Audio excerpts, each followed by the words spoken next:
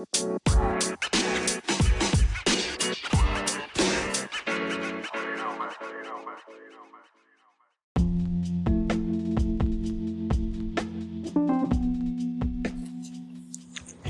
evening, good evening, good evening. Welcome to the Creative Dominion podcast with your host, Diamond D Money 1996.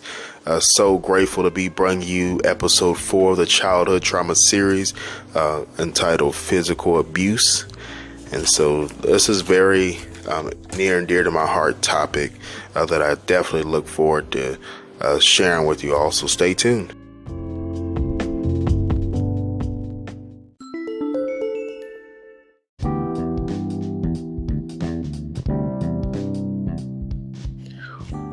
Yeah, so going into physical abuse, like I said, it's a very near and dearing topic to my heart. Like I said, am a survivor of physical abuse in regards to domestic violence. Not just domestic violence, but physical abuse growing up as a child, anyhow.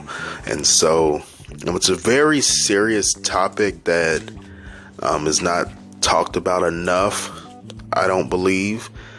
So if you haven't viewed my other episodes for this childhood trauma series, again, this is episode 4 on physical abuse. So I'll definitely go back and view those, like, subscribe, share with your friends. Like I said, get the story out there.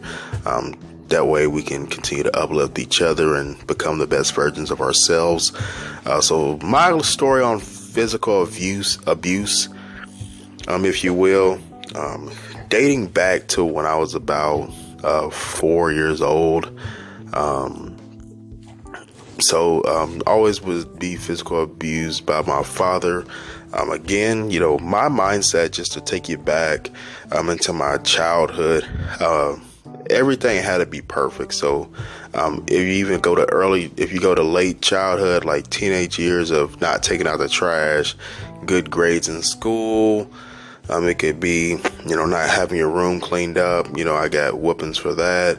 All the way young, spilling juice on the floor, or, not putting your toys up, or leaving a toy out for somebody to trip. Just simple things we do as toddlers that obviously we're not cognizant of at the time, being physically abused for. And so growing up, early on, it was just ingrained in my psyche by my father just to, I was always afraid to mess up. That was, like I said, engraved into my psychological, my psyche, if you will, on, hey, if you make a mistake, you're getting a whooping. There's always with the belt. That was like the main weapon used. I know back in the day, before my time, they had switches and, from the tree, and just different pots and pans, just other crazy combs, things that they used to use to discipline children, paddles in schools, things of that nature. So luckily never got any of that, but definitely the big leather belt was the main source of my physical abuse. And so just to take you back into my story, just growing up, just always had that psyche develop of, having to do everything perfect or it was a whooping. And so I just remember come home in school, like if I got a phone call from a teacher, or bad grades on the report card, I just knew it was coming. So I literally have anxiety and be, nervous. I used to walk home from school in middle school.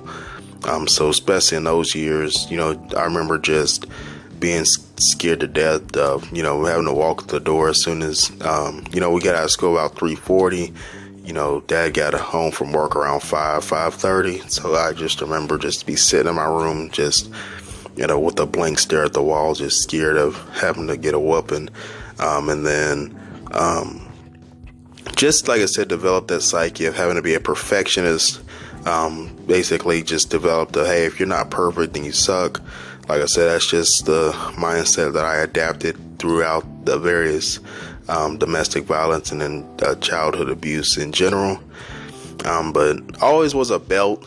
The earliest I can remember when I was, like I said, 4 years old, I did something to my little sister. Like I said, she was like 1. I think I pinched her or something like that, and got a belt. it would be simple stuff like taking too long to get dressed. I would get a belt, and it would always leave a mark. I remember having welts on my arms and legs, sometimes skin turning purple and blistering, just from the belt, depending on the severity of what I did.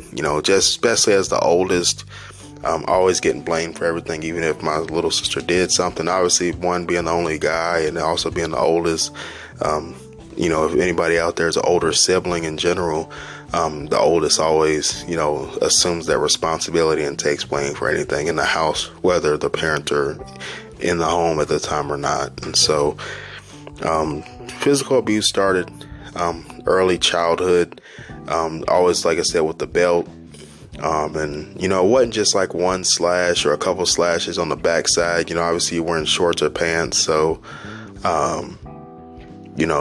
you would think that a couple slashes would be fine, it'd be over, but no, it always got really like aggressive. It was almost like a UFC cage fight of trying to duck and dodge and mount and move, just to make sure I wouldn't, obviously belts hurt, but trying to like make sure I had as least bruising as possible. Was lucky never to get any like face bruises. It was always like arm, legs, back, side welts, from the belt. And so that's something, like I said, people don't talk about a lot. Like I said, it's one thing to, especially being a father of twins now, it's one thing to discipline a child, but you don't want to one, leave mark. You don't want to instill fear into your children. And so early on, just had that one instilled fear, but two, always walk through life on eggshells, like I said, trying to be perfect. And actually, was really nice guy. Still I'm a nice guy, but early on, you kind of innately become a people pleaser, just with, growing up. If you're physically abused, just growing up, being, scared to make mistakes, but also scared to disappoint people or upset people, if you will. And so you kind of, by default, become like a people pleaser, whether it's in school, with friends, even though like your friends, obviously you're not scared of them doing anything to you, but just, that psychological development, you kind of just by default just take on that role of, I'm not going to piss anybody off. I'm just going to, stay in my lane, do the best I can to please people. And, that way I don't get a whooping when I get home, especially in grade school. Like I said, I didn't care what you did to me. Just don't call home. That was like, my advice. Like, I'll be in detention. I'll clean the whole school for free. During class or whatever, just don't call my parents.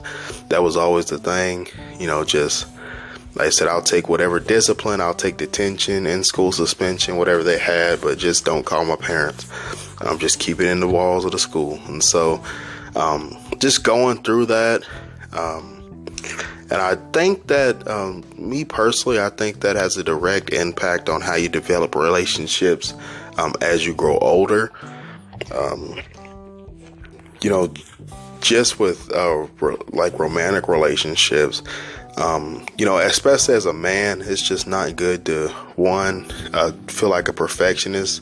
I think that drives down your mental health a lot, because as a man, you assume the responsibility of the protector, the provider, and so you're already tasked with a burden on your shoulders of responsibility. But developing that psyche of having to be a perfectionist and not having, being able to be vulnerable, being able to communicate, effectively, being physically abused, what it does, it just creates a state of constant flight of fear, increases anxiety, increases depression as you grow older. Again, mental health, really deteriorates that, as you grow older. And I know, if you're viewing this episode, go ahead and view the verbal abuse episode, episode 3, where I go through verbal abuse, but it all ties in together. And I think that's the main point of view here, if you will. Everything ties together, and one thing about time is, they say time heals wounds, but some wounds remain unhealed. And so if you're not, if you're offender of physical abuse to your children, or if you're listening and you were abused as a child, that definitely, in one form or another has a direct impact on your life as you move into adulthood. No, that's a fact. There's no ifs, ands, or buts about it.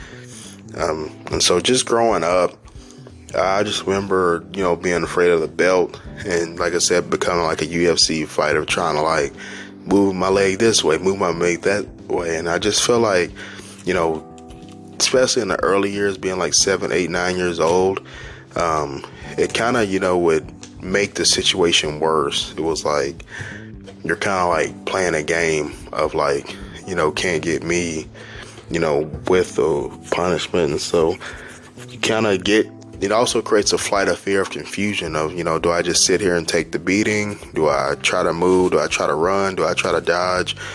Tried it all. Like I said, I think that running makes it worse. And then the main problem with my physical abuse personally, it wasn't like big, catastrophic failures or punishment worthy tasks that I was doing.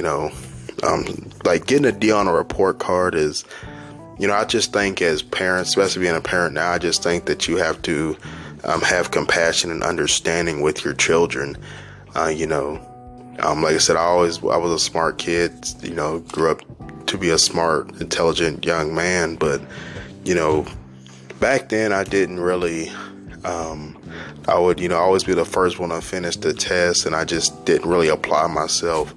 And I don't think that, as, growing older now, looking back, I just don't think that, 20 slashes to the back with a belt is going to make somebody get honor roll or get valedictorian. That's just not and again, that is what I mean with the time doesn't necessarily heal all wounds, because, you don't ever know, if my father was physically abused, and it just gets passed down to generations. And so on this podcast, we're all about uplifting each other to be the best versions of ourselves and breaking generational curses. And so if you're listening to this podcast, if you, like I said, were a victim of childhood abuse in any way, specifically speaking of verbal or physical abuse, I encourage you to seek counsel, seek higher counsel, and begin to break that generational curse. So if you already have kids, or if you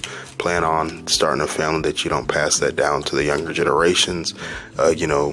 As adults, we have to uplift the youth. And I just think that shedding light to these issues and, having sit down talks with your parents, even as young adults or grown full adults, to address these things, that helps us heal as a whole community, as a whole society, as a whole new world of greatness. One thing I will say is that with the physical abuse, I was apologized to as a child, but I just think as when you're speaking with your children, especially when you're disciplined, any form of discipline, you have to start with the communication. You just can't just take belts or just lash out and just, always on attack. And then another thing, what it does is, to the psyche of a child, it also makes them defensive.